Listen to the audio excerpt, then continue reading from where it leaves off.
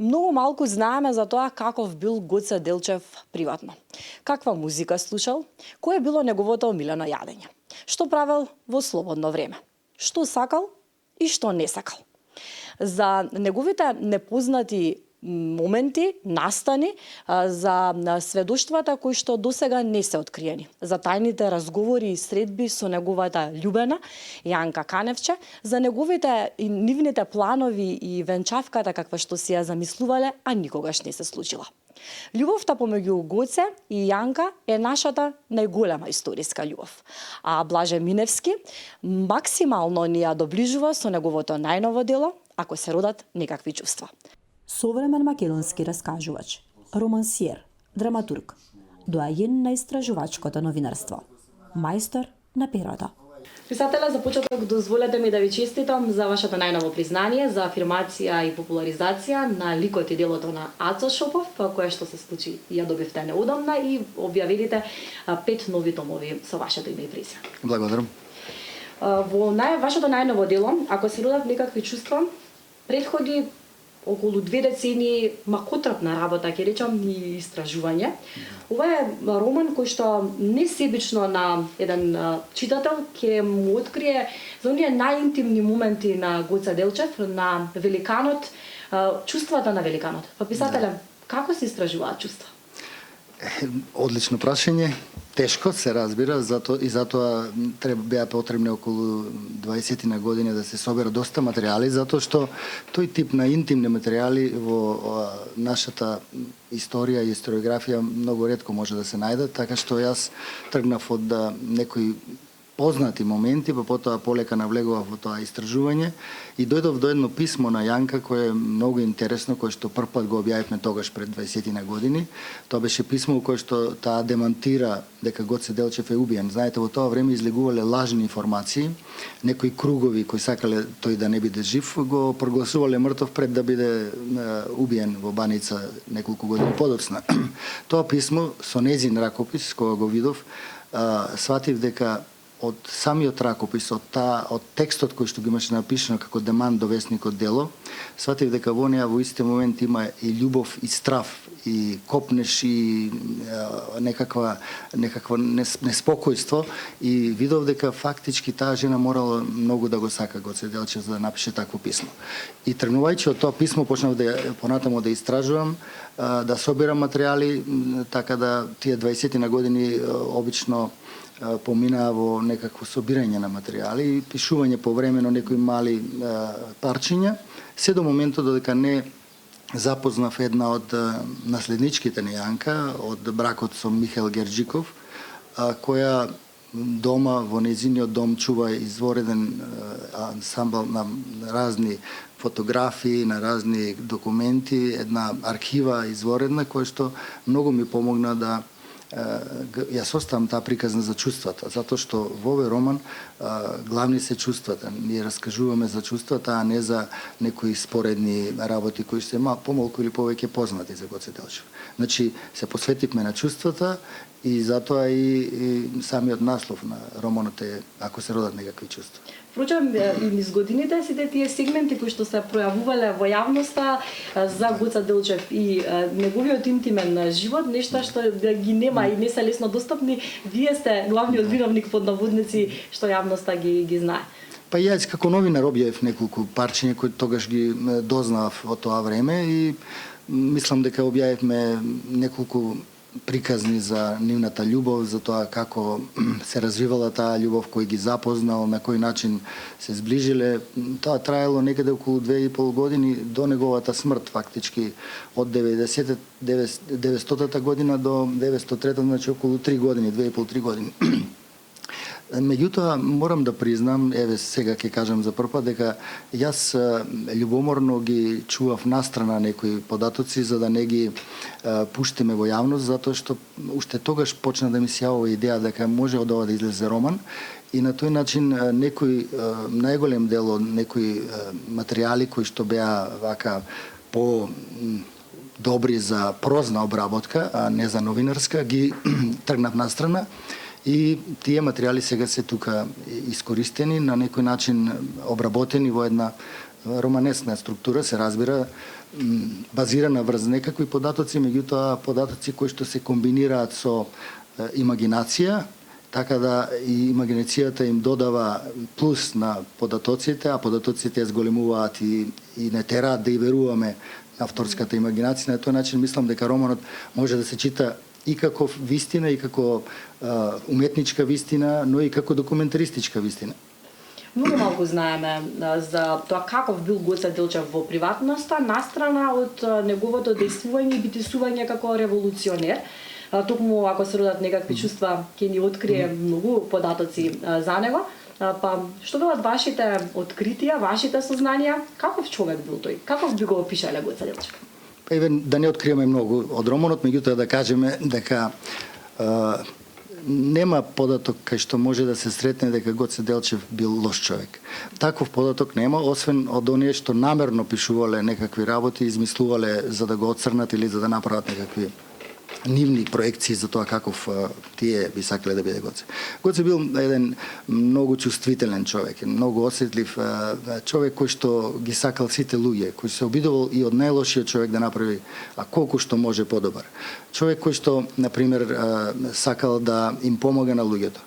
Гоце Делчев, не знам дали тоа се знае и пошироко, например, тој е револуционер кој што никогаш не убил човек, например. Тоа е многу карактеристично за револуционер кој што не пукал и не убил човек. Гоце е човек, например, кој што и на тие луѓе кои му направиле најголемо зло, никогаш не им враќал со иста мера, туку се обидувал и нив да ги придобие да бидат негови пријатели. Например, еве неколку податоци, например, сакал да пие многу убаво кафе без шекер со дупла кафе во голем филџан, например, или сакал да се напие црвено вино 1 до 2 чаши. Многу убаво пеел, например. Негови омилени 2 песни, едната ја испеа маестро Драган Јалковски на промоцијата овде Кукни кукавице, кој што 130 години после неговата смрт никој не ја има испеано во Македонија. Таа песна е во романот исто така, врз неа е направена една сцена. Тој исто така многу добро читал на француски јазик. Во неговата торба која што имала и документи за револуционерната организација, сегаш се наоѓала и по некоја книга и го користел секое слободно време нешто да прочита. Гоце Делчев бил толку обожаван од народот што речиси во секое село голем број на народни пеачи, народни раскажувачи, веднаш по неговото заминување што се вели, веднаш создавале песна за него. Тоа само по себе зборува каков однос имале кон него.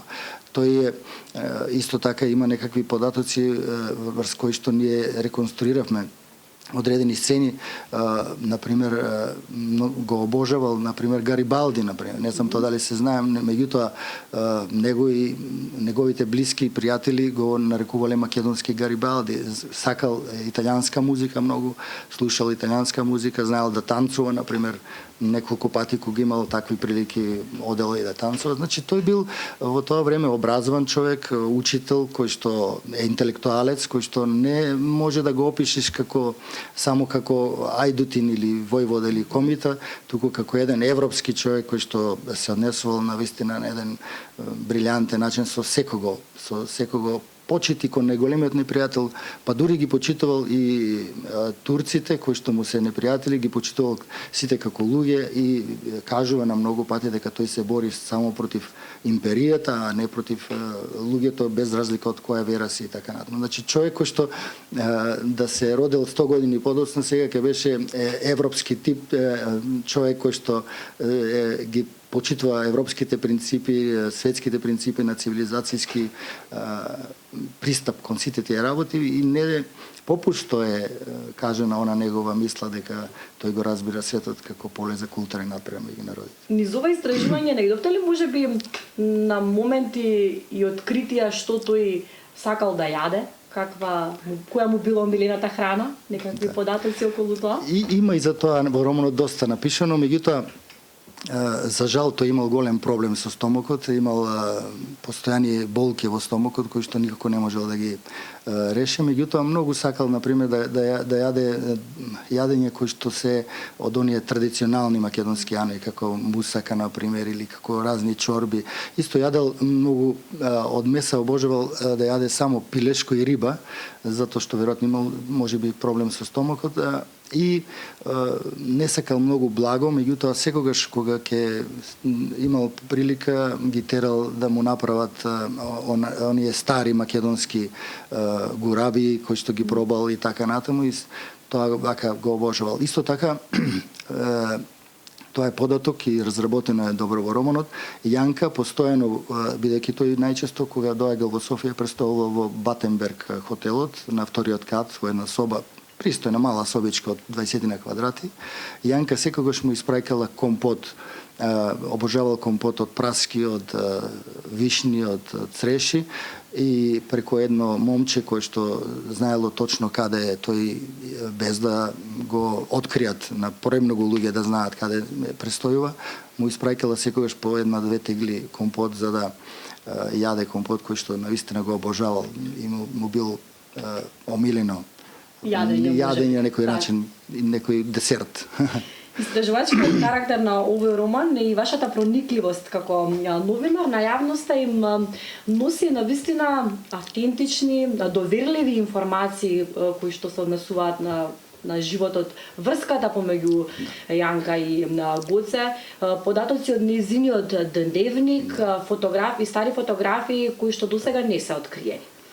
Би сакала да ве прашам, по кој пат одевте за да стигнете до сите овие информации и каде ве одведе тој пат? На почетокот малку спомнав, на почетокот тргнавме од тоа да истражуваме таа врска нивна, па полека се отвараа разни архиви, меѓутоа најмногу помогна правнуката на Јанка, кој што во романот има пременето име, иначе се вика поинаку, кој што ни достави огромен број на материјали, дневникот на Јанка, фотографии, кои што се чувале во семејството на Јанка, фактички на Герџикови, кој што е сопруг на Јанка. Фактички насловот е поврзан токму со Герџиков.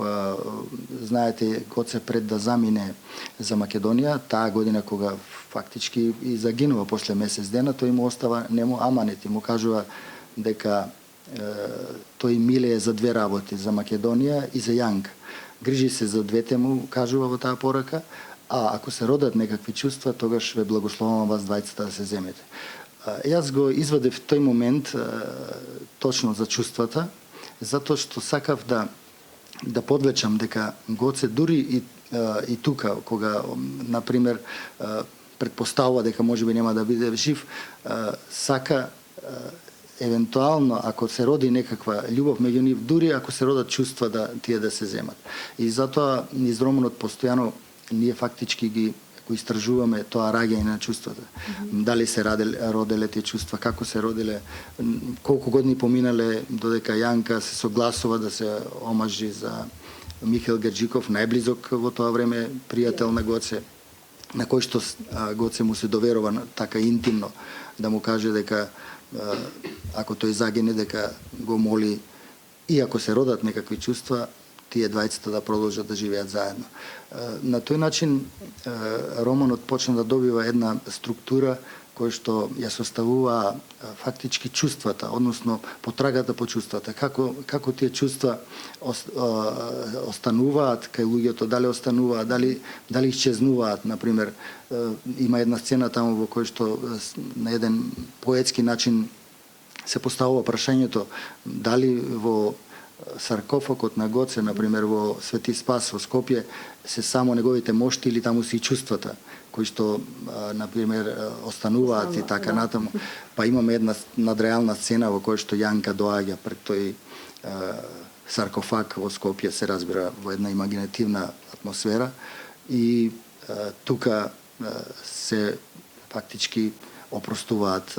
Тука завршува нивната приказна физичка, а продолжува понатаму приказната на чувствата за кои што прашуваме дали исчезнуваат како што исчезнува се или пак остануваат за секогаш таму кај што биле.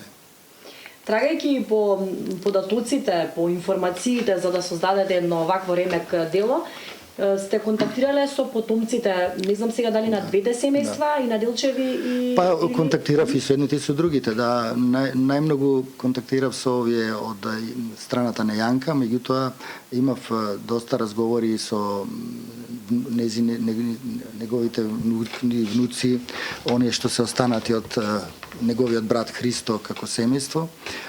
Бев и во Кукуш, се обидов да најдам таму неколку луѓе, најдов еден старец кој што ми кажуваше некои исто така интересни назнаки кои што потоа можеше да се проверат на друго место и да се надградат како проза. Барав во сите архиви и овде кај нас и во Бугарија и во Србија она што можеше да биде достапно го исцрпивме како материјал, а потоа требаше само да се врз база на тоа да се направи надгради приказна, да се реконструира, ако може да се реконструираат и чувствата, да се реконструира приказната љубовна, да се следи понатаму после убиството на Гоце животот на Јанка, па на низината ќерка понатаму, на низината внука и на крајот правнука со која што авторот комуницира низ романот, затоа што романот е на неколку нивоа, почнува како фелтон, фелтонот се претвара во роман, а за време на создавањето на романот има комуникација електронска меѓу авторот и правнуката на Јанка, така што на некој начин се создава една поширока перспектива на целиот роман, на целата приказна за тоа. Кој знае, може би ќе се екранизира еден ден. Посакувам да можеме да го видиме и во таков формат. Има материјали за такви работи, затоа што во романот има и, добро ме подсетивте, има и една таква приказна во која што еден италијански режисер се интересира за љубовната приказна на Јанка и Гоце, па доаѓа, па има тука една таква приказна да се сними филм во кој што ќе се направи симбиоза меѓу Јанка и Гоце и меѓу Гарибалди и Анита, неговата жена, и да се направи еден филм, и тоа како идеја е многу интересно. Конкуриравте и во Министерството за култура со цел за финансиска подршка за овој роман, но бевте одбиени со образложение дека ова дело не е од национален интерес. Ова е уште една гребнатинка за некого длабока крвава рана од страна на властите кога се работи за нешто за кое што сме во моментов најранливи, кога се работи за македонската историја, македонскиот идентитет. Период кога навистина сме ранливи, па би сакала да ве прашам, вие всушност имавте реакција на тоа. Во реакцијата ќе ве цитирам, велите, во Македонија Гоце веќе не смее да биде ниту книжевен лик. Кога дознавте дека сте одбиени, какви чувства се родија кај нас? Па се обидов да некако да влезам во кожата на Гоце и да им простам на сите кои што на некој начин не мислеле како него или не се согласувале со него. И навистина така ми беше многу полесно да им простам, да можеби да помислам во тој миг дека не се информирани доволно или дека направен превид, и на тој начин некако ми беше подобро на мене, затоа што и Гоце како човек и неговата приказна и неговата тема не е тема за која што треба да се симнуваме премногу ниско, да се навредуваме, точно така како што тој постапувал со тие кои што не се согласувале. И јас реков да го следам тоа негово кредо и да кажам дека во овој момент најдобро е на луѓето да им се простат, за да може понатаму да сватат дека направиле грешка, за да им дозволиме да самите да видат дека направиле грешка. А дека направиле грешка се види и по тоа што веднаш после таа информација стотици луѓе се јавија за да се претплатат. Ние веќе го завршивме првото издание, денови го подготвуваме второто издание на романот. Така се очекува печат да излезе нов тираж? Нов тираж, сега овие денови ќе излезе тој втор тираж, и на тој начин мислам дека мисијата е завршена и многу подобро и поуспешно отколку што би било ако ние завлезевме во некои такви расправи и непотребни кавги. Се случува со причина. Во една прилика ќе кажете дека овој роман всушност во основа го поставува и прашањето дали може да се биде среќен без чувства. Најпосле писателот, дали може би овој роман и го одговара тоа прашање?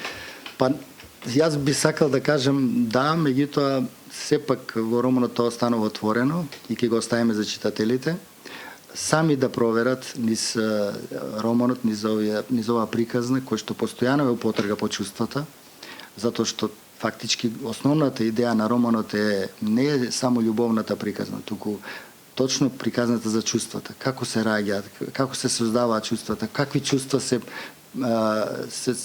соочувал Гоце со какви Јанка, кои се тие чувства кои може да се родат, а кои дали чувствата умираат, дали чувствата остануваат вечно. Сите се тие прашања кои што тука се низ романот разработени, затоа што романот во суштина тргнува од едно прашање кое што го поставува Гоце, односно едно барање кое поставува, а завршува токму со тоа прашање.